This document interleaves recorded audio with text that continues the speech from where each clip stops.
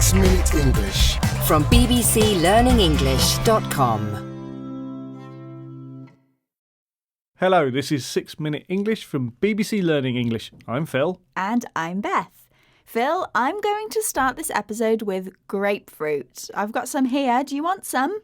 I'm not that keen on grapefruit. They're too bitter for me. Oh, that's a shame, because this episode is all about bitter food. It has actually been linked to a number of health benefits, so maybe you should take my grapefruit? I might not like it that much, but in this programme we'll be finding out how bitter foods can benefit our health. And of course, we'll be learning some useful new vocabulary. That should give you a taste of what's coming up, but before that, if you want to learn vocabulary to talk about world events, search for our News Review podcast. We look at vocabulary about a major news story every week. But back to this episode, I have a question for you, Phil. How many different basic flavours can humans taste? Is it A, 4, B, 5, or C, 6? I can think of bitter, sweet, salty and sour. So I'm going to go with 4. I think we can taste 4 basic flavours. OK, Phil, I'll reveal the correct answer later. Layla Kazim presents the food programme on BBC Radio 4. Here she is talking about some of the possible benefits of bitter food. New research has found a remarkable link between bitter foods and our health. It seems they have an incredible ability to interact with our gut microbiome, suppress feelings of hunger, control glucose release, and even counter chronic inflammation in the body. Could bitter be the answer at the tip of our taste buds? Bitter foods can interact with our gut microbiome. A microbiome is a collection of microorganisms that can be found in a particular part of the body. It includes fungi, bacteria, and viruses. Microorganisms in our gut play an important role in the digestive process. They are our gut microbiome. If we suppress something, then we stop it from happening or operating. We heard that bitter foods can suppress hunger feelings. This means that they stop people feeling hungry. If we try to suppress a feeling, we're trying to stop it. Layla asks if bitter foods are the answer at the tip of our taste buds. Normally we'd say that something we can't quite remember is on the tip of our tongue. Here we have taste buds, which are the receptors on our tongue and inside our mouths that can detect flavours like bitterness. So it seems that bitter foods could be very beneficial, but they're not always the easiest foods to love.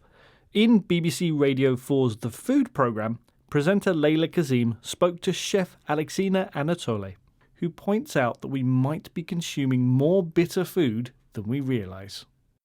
I think it's a real perception issue with it. I think people are exposed to bitterness way more than they think they are. But there's this perception of bitter and negativity, both in terms of emotions and food, right? Yeah. Bitterness is generally an undesirable trait. Yes. But there are so many very, very mainstream bitter things. Such as? Chocolate, coffee, alcohol. Any alcohol has a degree of bitterness to it. Alexina says that many people see bitterness as an undesirable trait. A trait is a characteristic, so an undesirable trait is a characteristic that people don't want. We often see bitterness as a bad thing. We also often use undesirable traits to refer to negative aspects of people's personalities. Alexina points out that there are a number of mainstream things that have a bitter flavour. If something is mainstream, then it means it's ordinary and part of what most people consume. She listed chocolate and coffee as mainstream things. The other mainstream thing mentioned was alcohol. We heard that it has a degree of bitterness.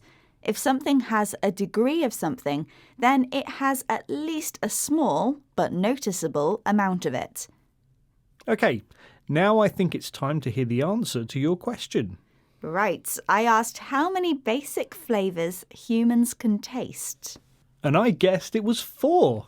Which, unfortunately, was not the right answer. The answer is, in fact, 5.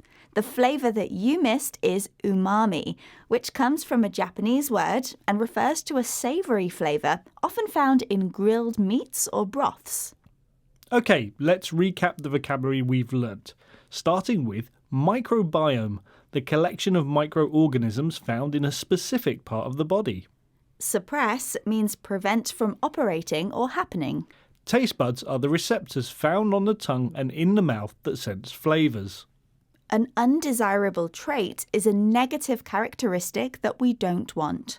If something is mainstream, then it's something that most people would use. It's not unusual.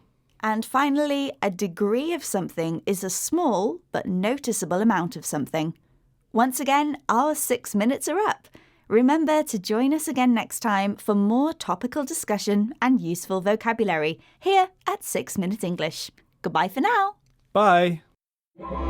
6 Minute English from bbclearningenglish.com.